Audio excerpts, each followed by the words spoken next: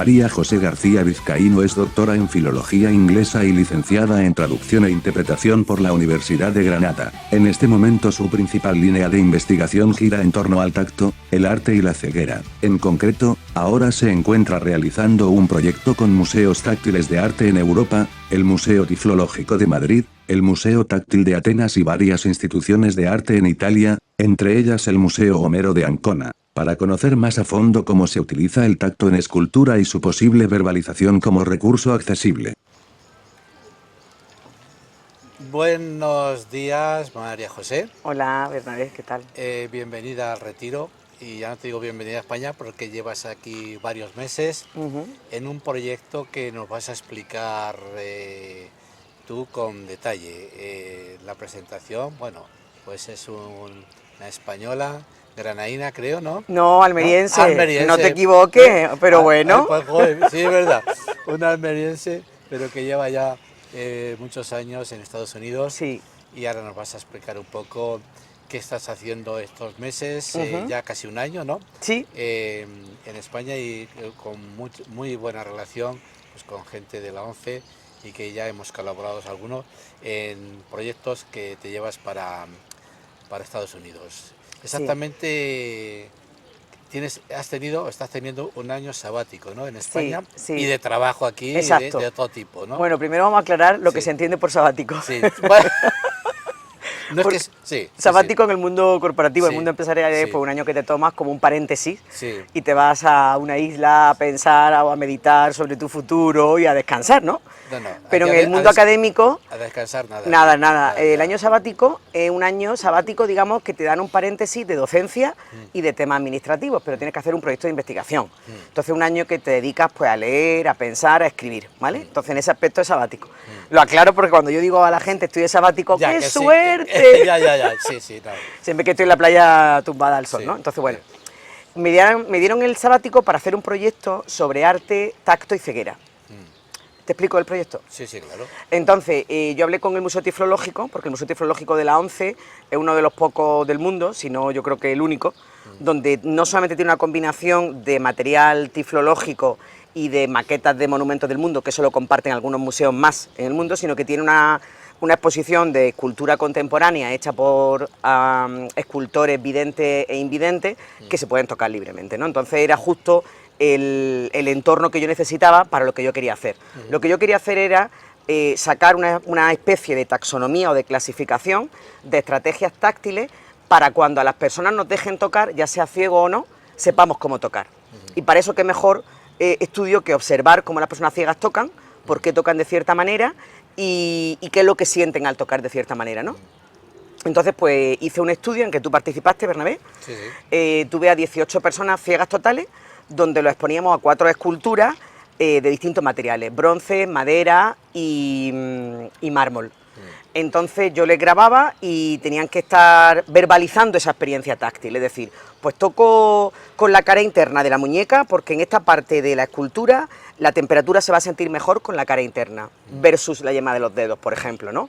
O de repente le voy a dar golpecitos con la uña para ver la sonoridad, para ver si el brazo del violinista está hueco o no, porque si está hueco se me dice que el proceso, o sea, se utiliza el tacto como una fuente de conocimiento seria y profunda para llegar a la técnica o al proceso de una obra artística. No simplemente el tacto como una cosa superficial, ¡ay, qué bonito, qué suave!, me voy a la otra.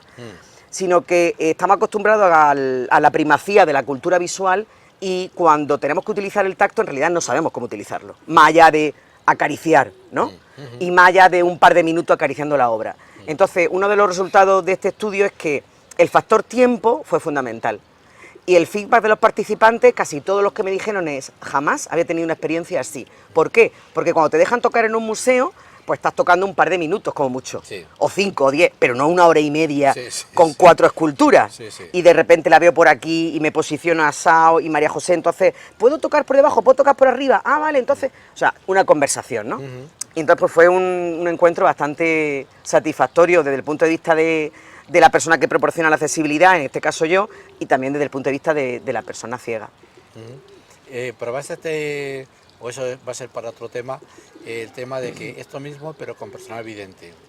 Sí, precisamente hicimos lo mismo que hicimos en el tiflológico, pero con la obra de Lucía Bijlsmet, que es una artista sorda holandesa, y en la Fundación 11 expuso su obra, que son piezas sonoras. Ella, siendo sorda, hace escultura sonora, que es muy interesante. Se llamaba Lo que oculta la piedra, la exposición, y era cómo la piedra por dentro, ella trabaja sobre todo mármol y diabasa, que es una piedra muy dura que se encuentra en Extremadura, y al abrirla y al exponerla, se da cuenta que hay brillos, texturas, incluso sonidos que emite una piedra. Entonces hice una exposición y yo allí organicé una exploración táctil en parejas, persona vidente y persona invidente. Y entonces lo que tú dices, eso fue súper interesante porque fue una accesibilidad multidireccional. Es decir, no, de nuevo, no de la persona que crea la accesibilidad al ciego, sino el ciego a la persona que crea la accesibilidad, a la artista que estaba presente, y el vidente diciendo cosas. Y fue muy interesante, te doy un ejemplo. Había una pareja, padre e hija, el padre ciego, la hija vidente, y el padre se agachó a ver una pieza que se llamaba arpa y que tenía una parte muy pulida, y la hija vio que el padre se agachaba y su cara cambiaba, tocando la parte. Entonces ella dice, a mí jamás en la vida se me hubiera ocurrido agacharme, pero vi a mi padre que se agachó y que cambió su cara, y ya dije, ahí tiene que estar tocando algo interesante. Ella se agachó y dice, ¡jolín! ¿Cómo has conseguido a la artista? ¿Cómo has conseguido pulir esto? Si es que parece seda, versus la otra parte de la piedra que era rugosa, ¿no? Entonces ese tipo de aspectos táctiles, la persona ciega descubre y la persona vidente lo observa y entonces ya ella también lo toca, ¿no? Entonces se produce ahí como una especie de reciclado. Muy interesante. Y este estudio, tienes que hacer vas a hacer el trabajo sobre el Sí. estudio, pero todavía no has publicado nada. Ya, bueno, Sí. en este trabajo lo mandé, el de Lucía, el de la obra de Lucía, Lo que oculta la piedra, es un artículo que en inglés que se llama Love at First Touch, que es un juego de palabras entre amor a primera vista y yo puse amor al primer toque. Ajá. En vez de Love at Sí, sí, First sí. Sight, que sería amor a primera vista, una expresión, ¿no?, del habla popular, pues amor al primer toque, Love at First Touch. Y lo van a publicar en una revista sobre discapacidad, arte y comunicación. Va a salir a finales de año. O sea, en el caso de concreto de Lucía lo he escrito. Y en el caso de la investigación del tiflológico, acabo de terminar un artículo y esta vez lo he hecho en español porque lo quiero pasar justamente a los participantes que habéis hecho parte en el estudio, ¿no? A ti, por ejemplo, Bernabé. Sí. Y ese va a salir dentro de poco también. O sea que sí, todas esas investigaciones se tienen que traducir en artículos. Claro, tengo que escribir sobre los resultados, el análisis de los resultados, las ¿Todo va a ser conclusiones. de escrito? ¿Tienes algo visual, algo para...? Entonces, he dado dos conferencias. Una la di en Salamanca en abril, justamente sobre el tema de las exploraciones táctiles del Museo Tiflológico. Fue una presentación y justamente en esa presentación fue cuando gente que la escuchó me dijo, ¿quieres participar en una monografía que se va a llamar La accesibilidad desde el punto de vista traductológico? Entonces van a sacar este artículo en español del tiflológico. Y luego otra charla que doy el mes que viene en Verona, en Italia, en un congreso sobre accesibilidad. Que esa charla va a ser sobre la descripción táctil como herramienta en los museos de arte. Igual que existe la descripción, ¿te acuerdas que tú me pusiste tu aplicación con la descripción verbal? Sí, sí, sí. ¿Por qué no que las esculturas contengan una descripción táctil con recomendaciones ápticas sobre cómo tocar? O lo que te estoy diciendo, si te agachas y pones tu mano derecha en tal parte, descubrirás una sorpresa, ¿no? Y a lo mejor descubres una parte pulida. Entonces, ese enfoque de la descripción táctil como herramienta de accesibilidad es lo que voy a presentar en Verona el mes que viene. Ajá. Estuviste, María José, en el Museo de César Delgado. Sí, en áptica. ¿Qué tienes que decir? Pues me encantó porque además siempre lo estuve entrevistando y trabajando con él un par de días. Siempre trabajas con una persona con esa pasión como tiene César y con ese conocimiento que es impresionante, pues claro, fue 2 días intensivos de aprender, Sí, sí. de aprender con él. Me enseñó toda su obra, me explicó, él además acompaña, muy interesante, el libro que tiene acompaña descripciones verbales de su obra, pero como si fueran cuentos, o sea, la propia escultura habla. Sí. Entonces, pues claro, fue súper enriquecedor, muy enriquecedor. Ajá. Me encantó. Ahora se nos va a hacer el Camino de Santiago, pero Ay, no lo sabía. sin escultura. Él se pondrá a posar, ¿no? O sea, está bien. Pues no sé si tienes que comentarnos algo más. La experiencia parece ser que ha sido de lo más interesante, ¿no? Me ha encantado. En estos meses. Sí, ¿eh? sí, sobre todo también por eso, porque, por ejemplo, el encuentro con la artista, con Lucía, ¿no? El que esté presente también el escultor o el autor de la obra en ese momento, le da otro nivel. Le da otro nivel porque las personas pueden hacer preguntas, ¿y cómo hiciste esto? ¿Y cuál fue la motivación para este tallado? ¿Y cómo conseguiste este efecto en la piedra? ¿no? Sí. Entonces, es una cosa muy rica, que la accesibilidad se convierte en conversación, Sí. no en servicio que se presta, Ujú. sino en diálogo, ¿no? Entonces yo creo que es una visión o un enfoque de la accesibilidad también muy innovadora, que no solamente la estoy haciendo yo, que la está haciendo mucha gente en Estados Unidos, Ujú. y que es un movimiento que se llama Access Intimacy, intimidad en la accesibilidad, cuando la accesibilidad se convierte en una conversación cercana, personal. ¿Has hecho algún estudio la importancia del sonido frente Sí. a la imagen? Ahí tenemos una discusión por ahí entre distintas gentes, ¿no? Ujú. La importancia, una imagen vale más que 1000 palabras, ya es un dicho muy Sí, popular, ¿no? sí. Nosotros podemos decir lo contrario. En el Ujú. tema de la audiodescripción hay división de opiniones, ¿no? Y no sé si daremos la vuelta al ruedo, pero lo que sucede es que a veces te describen una cuestión que tu imaginación a lo mejor va por otra parte, ¿no? Ujú. Yo no sé si, de hecho, sí que hay especialistas, como bien conoces, en audiodescripción, ¿no? No, no puede audiodescribir cualquiera, es decir, tiene que tener una preparación y tiene que tener un conocimiento, es decir, Ujú. qué es lo que describo, cómo hago llegarle a las personas que no están viendo esta escena, pero tampoco me debo pasar en explicaciones, ¿no? Ujú, claro. Dejarle que su mente también corra por ahí, ¿no? Porque Claro. decir, oye, veo estás en un desierto y hay unas nubes al fondo que quieren decir, no, espérate, que quieren decir, déjalo que explica simplemente lo que hay en la escena, ¿no? Claro. No, no sé, que si has trabajado en eso, ¿no te ha dado tiempo o vas Bueno, a...? nosotros presentamos la película, que la que te pasé a ti, Sí. donde acaba la memoria, que justamente lo que se pretendía, es una película que hizo Pablo Romero, que es un profesor y director de cine, profesor de la Universidad de Vigo, trabaja en temas de audiodescripción y accesibilidad en general, y entonces él creó una audiodescripción desde la voz del director de la película, una descripción como íntima, que más que describir paisaje y el árbol es alto, verde y está al lado de una estatua, lo que decía era a lo mejor alguna anécdota de la película, lo que sentía el personaje porque lo había vivido él, una descripción subjetiva. Ya. La pusimos en práctica, a ver lo que la gente pensaba, ¿vale? Entonces ese tipo de experimentos que se salen de la norma y que rompen la norma UNE, también lo hemos hecho, pero bueno, un poco de manera tangencial porque yo me estaba dedicando al tema del tacto y la escultura, Ya. pero sí, trabajamos en eso, sí. No sé si quieres que te comente resultados de eso o no.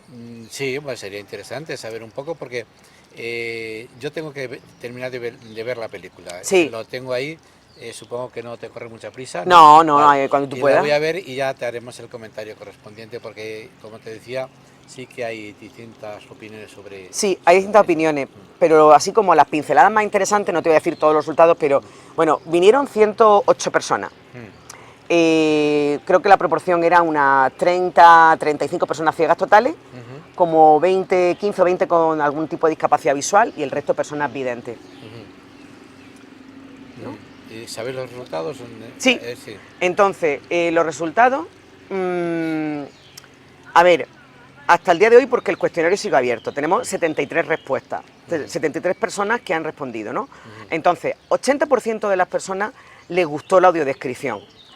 Eso no significa que si en un futuro ellos quieren la audiodescripción de una película, porque esto es como una alternativa. Esto no quiere decir que ahora todas las películas tengan que tener audiodescripción subjetiva. Ya. Esto es como, sobre todo en el género del documental, que es un género más personal, exista la opción que si tú quieres una audiodescripción del autor, es como si decía uno de los ponentes, imagínate que viene Picasso a explicarte el Guernica. O sea, qué lujo. Sí. Qué lujo que venga Picasso a explicarte su cuadro, ¿no? Pues justamente eso, qué lujo tener al director de la película describiendo esa película, describiendo los aspectos que él considera relevantes. Entonces, si tú quieres audiodescripción, que pueda optar a ella, pero si tú quieres una audiodescripción tradicional de la norma UNE objetiva, también la tiene, ¿vale? Entonces, 80% dijo que les gustó la experiencia y 80% o más que le encantaría que eso estuviera como una opción. Y como, o sea, tenés que valorar del 1 al 5. 5 me ha gustado mucho y 1 no me ha gustado nada. Pues tenemos como 10 personas de 70 y tantos que votaron 1 o 2. Pero el resto votó 4 o 5. Que es mucho, o sí, mucho, Está o sea. muy bien, sí. Pero claro, eso no quiere decir que todo el mundo quiera. Y muchas veces, aunque haya 10 personas que opinen que no, esas voces a veces son muy fuertes. Ya. Entonces tú hablas con alguien y dices, no me gustó nada, yo quiero que me describan paisaje, a mí que no me digan lo que piensa Ian como Ian Gibson, el autor, ¿sabes? El hispanista irlandés que habló sobre Lorca y tal. Yo no quiero saber lo que él piensa, yo quiero que me diga si hay nube, si está nublado, si hay sol. yo también sería de esa parte, pero bueno, Claro. ya, pues María José, no sé si quieres decir algo más. Estamos en un sitio muy agradable, la verdad. Súper agradable. Y hoy ha bajado un poco la temperatura en Madrid, que también es de agradecer. Sí, sí. Y, Bueno, no solamente quería decir que, por ejemplo, el mes pasado estuve en Atenas viendo el Museo Táctil y entrevistándome con gente de allí. Y bueno, cada vez que voy, ahora el mes que viene voy a Italia, 2 o 3 museos táctiles que hay, el de Ancona, el de Bolonia. Y siempre, o sea, tengo que decirlo porque es una cosa que yo creo que os tenéis que sentir orgullosos, ¿no? Que la labor que hace la ONCE y el Museo Tiflológico de la ONCE, yo no lo he visto en ningún sitio del mundo. No solamente desde el punto de vista artístico, porque son muy pocas las ocasiones que las personas ciegas pueden tocar esculturas reales. O sea, que no sean copias en escayola, que no sean diagramas táctiles de puntitos, o sea, ¿sabes? Todo ese tipo de cosas que es como la accesibilidad falsa o forzada. En muy pocos los sitios donde yo he visto que se puedan tocar esculturas sin guantes. Y encima que hay una persona como una técnica del museo que te explique y que te acompañe y que te resuelva dudas. Y no sé, y luego aparte todas las actividades de la ONCE que tiene paralelas, ¿no? Pero sabes que eso es una polémica, ¿no? Es decir, que toques sin guantes, depende Sí, de qué tipo. sí. Yo creo que eso es una polémica. Por supuesto, y Ya, depende de la obra. Depende de la obra y de hecho... Por ejemplo, César Delgado, su obra de bronce, Sí. dijo, por favor, que usen gel hidroalcohólico antes, luego Sí. una toallita, pues vale, seguimos ese protocolo, Sí, sí, porque sí, el bronce se mancha. Sin embargo, Claro. la escultora esta sorda, que dice, pero si mis piedras están a la intemperie, están en un Claro, parque, que sí. alabastro, o sea, que Sí. la toquen como les dé la gana, o sea, Sí. hay Claro, que, no es lo mismo todos los tipos de esculturas. Sí, sí, perfecto. Pues nada, lo dicho. Muy Muchísimas bien. gracias A vosotros, por tu a atención. ti. Venga, muchas gracias, Un beso, Bernabé. hasta luego. Hasta luego, chao. Punto